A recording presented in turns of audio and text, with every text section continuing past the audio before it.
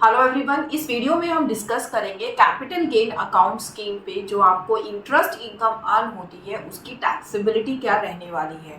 अक्सर हम कंफ्यूज रहते हैं कि कैपिटल गेन अकाउंट स्कीम जो होती है उसमें हमारा जो कैपिटल गेन हमें एग्जेम्प्ट होता है वो हम डिपॉजिट कराते हैं, तो इसीलिए उसके ऊपर जो हमें इंटरेस्ट इनकम अर्न होनी है उस पर भी हमें कोई भी टैक्स पे नहीं करना है, जो कि बिल्कुल गलत है।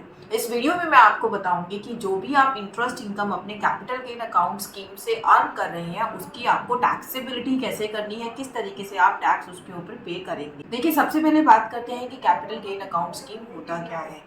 अगर आप अपना कैपिटल गेन टैक्स सेव करना चाहते हैं तो आपको उसको जो है फर्दर प्रॉपर्टी या में इन्वेस्ट करना होता है। उसके लिए आपको दी गई है time limit as per income tax act. आप उसको 2 साल के अंदर अंदर भी इन्वेस्ट कर सकते हैं, या फिर अगर आप कंस्ट्रक्शन के लिए जा रहे हैं तो आप 3 साल के अंदर भी अपने अमाउंट को यूज कर सकते हैं।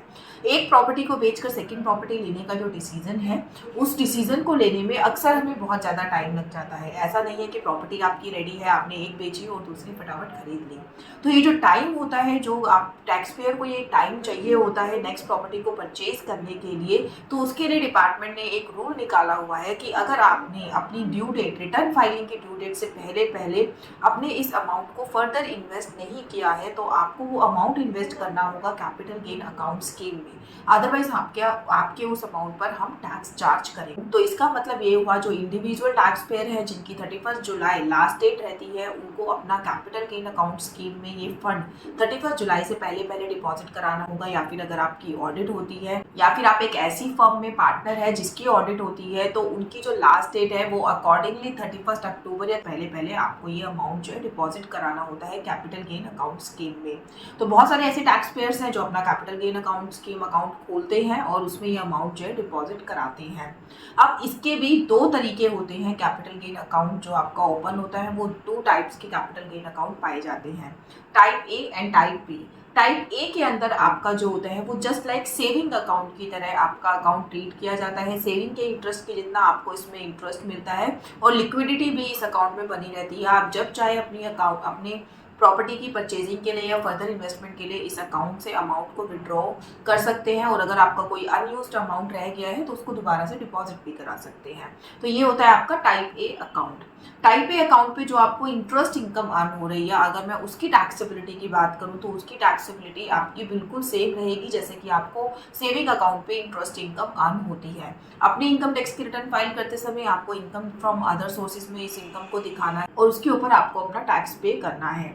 बैंक को भी ये लाइबिलिटी है कि अगर आपकी इंटरेस्ट इनकम जो भी उनकी थ्रेशोल्ड लिमिट है टीडीएस डिडक्ट करने की उससे ज़्यादा है, यानी कि अगर मैं फाइनेंशियल ईयर 2025-26 की बात करूं तो इंडिविजुअल के केस में अगर वो आपको 50,000 से ज़्यादा इंटरेस्ट दे रहे हैं, या फिर अगर आप सीनियर सिटीजन है आपको 1 लाख से ज़्यादा इंटरेस्ट दे रहे हैं, तो बैंक के ऊपर भी ये रिस्पॉन्सिबिलिटी है कि बैंक आपका टीडीएस डिडक्ट करके आपके अकाउंट में इंटरेस्ट को क्रेडिट करेगा। तो उसी हिसाब से आपको एनुअली अपनी रिटर्न में इस सेविंग के इंटरेस्ट को शो करना है। अगर आपका अक्रूड इंटरेस्ट है तो आप अक्रूवल बेसिस पे करेंगे, अगर आपको मिल गया है तो जो अमाउंट आपको रिसीव हुआ है उसके बेसिस पर आप अपनी रिटर्न को फाइल करके इस इंटरेस्ट इनकम को शो करेंगे।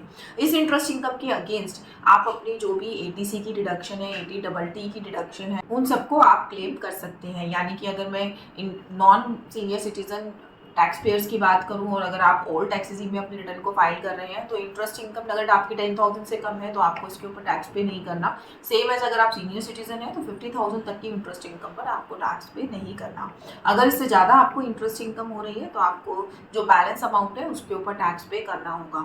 कहने की बात यह है कि जैसा कि हमारा नॉर्मल इंटरेस्ट इनकम टैक्सेबल होता है, उसी तरीके से आपका कैपिटल गेन अकाउंट स्कीम का जो टाइप ए का इंटरेस्ट इनकम है वो भी आपका टैक्स होगा।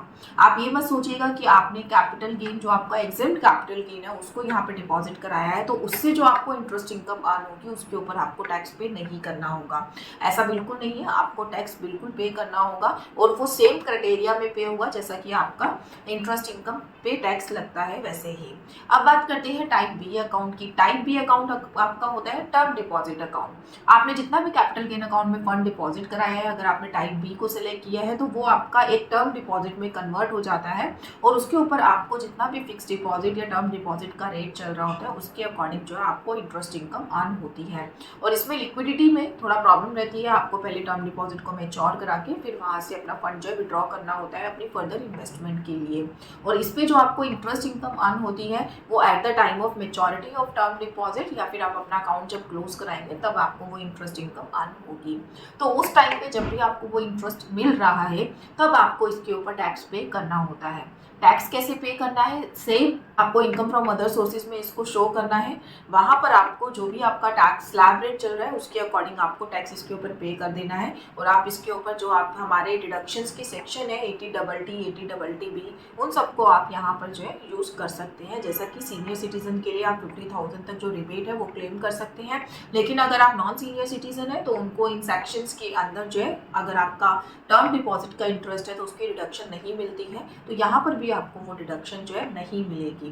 टीडीएस के प्रोविजन भी आपके सेम रहने वाले हैं। जो बैंक की लायबिलिटी है पर्टिकुलर थ्रेशोल्ड के बाद उनको टीडीएस डिडक्ट करना है तो वो बैंक अपना टीडीएस डिडक्ट करके आपको इंटरेस्ट इनकम देगा, उस इंटरेस्ट इनकम पर आपको पूरा टैक्स पे करना होगा।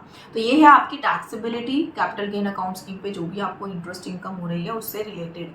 इस इंटरेस्ट इनकम को अपनी इनकम टैक्स की रिटर्न में शो करना ना भूलिएगा, सो दैट आपकी रिटर्न एक्यूरेटली फाइल हो और फ्यूचर नोटिस आपको फेस ना करना पड़े। इसी तरीके की नॉलेजेबल वीडियोस के लिए टैक्स मुझ को लाइक एंड सब्सक्राइब करना ना भूलिएगा। Thank you so much.